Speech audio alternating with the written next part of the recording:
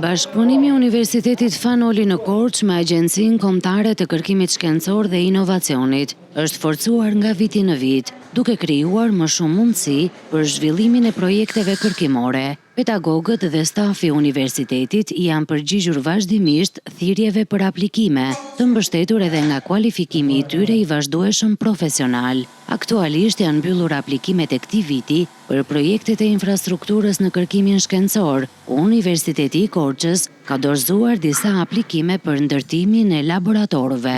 Vlen të përmendim projekte që kanë qenë në fushën e shkencave sociale dhe humane, në fushën e arsimit apo metodologjive të mësimdhënies, ato që lidhen me teknologjinë dhe inovacionin.